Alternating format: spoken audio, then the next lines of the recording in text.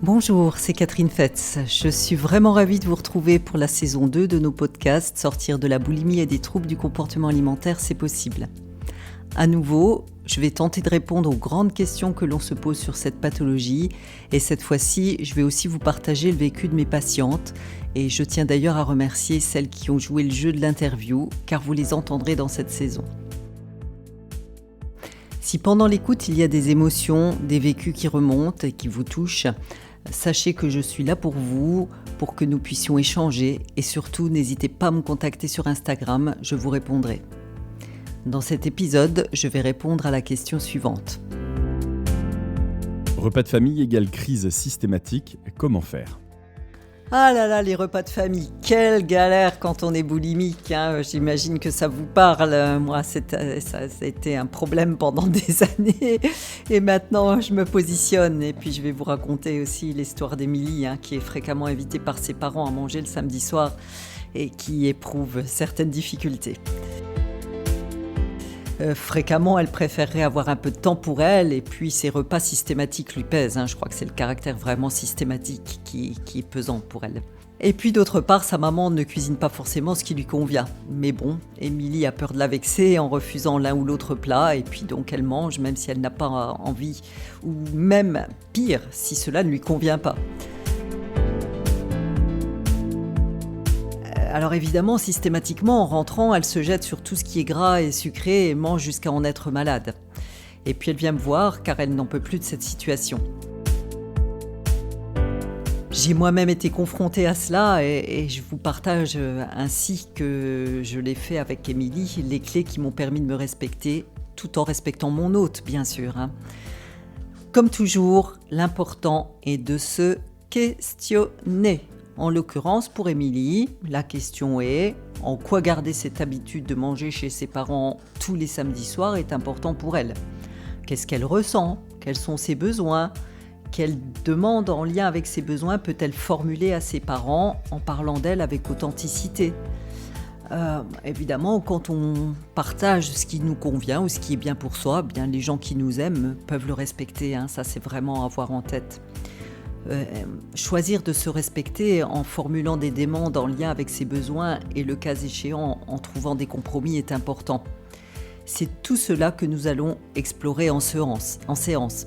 Identifier ses ressentis et ses besoins, communiquer avec bienveillance. N'hésitez pas à me contacter si vous souhaitez vous aussi avancer sur ces points. Le premier besoin que nous avons identifié pour Émilie, c'est prendre du temps pour elle certains samedis. À cela, Émilie m'oppose le fait que sa maman va mal le prendre si elle lui dit qu'elle ne vient pas et que cela risque de tendre les relations. À ma question « Comment sont vos relations et comment se passent ces repas ?», elle me partage que ce ne sont pas forcément des bons moments parce qu'elle ne peut pas être elle-même et qu'elle se force à être là. Elle ne se respecte pas et de ce fait, elle en veut vraiment à sa maman alors qu'elle-même n'a jamais osé s'exprimer sur le sujet. Et si Émilie osait dire à sa maman qu'elle se sent fatiguée et stressée de sa semaine, qu'elle a parfois besoin d'être seule, de décompresser ? Et si elle osait dire « Est-ce que tu serais d'accord pour que je ne vienne plus qu'une fois toutes les 3 semaines ou quand ça sera bien pour moi ?» À votre avis, que se passerait-il ? Et si c'était le défi d'Émilie cette semaine ? Eh bien cette semaine, elle a osé parler à sa maman avec bienveillance, en parlant d'elle et en disant à sa maman qu'elle l'aimait beaucoup.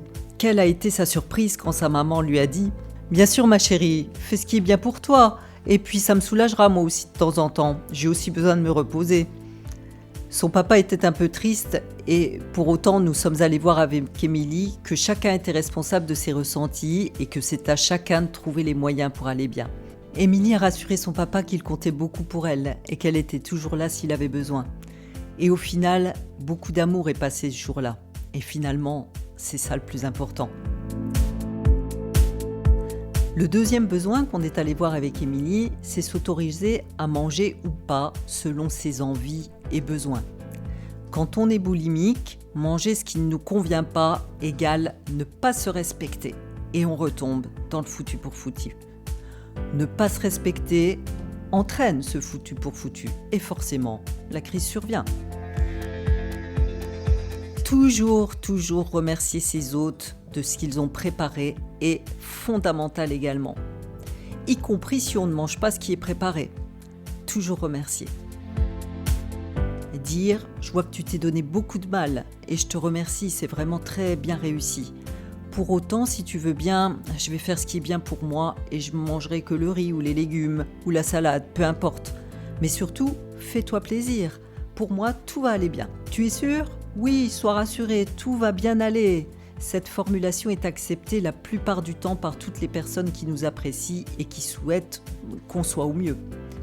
Pour ma part, je refuse de manger ce qui ne me convient pas. Et les gens que j'aime et qui m'aiment savent très bien que je ne mange pas de viande ni d'épices par exemple. Et comme j'ai osé m'exprimer sur le sujet, évidemment, ils me préparent toujours ce qui me convient. Avant, ça se passait pas comme ça. Je disais rien et je me forçais à manger des choses qui ne me convenaient pas. Et puis, c'était la crise. Au final, donc, en osant exprimer ses besoins, ses goûts, Émilie, comme moi d'ailleurs, s'est sentie libérée d'un grand poids et elle s'est sentie respectée et aimée. Or, c'est bien de cet amour-là qu'Émilie a besoin de se nourrir.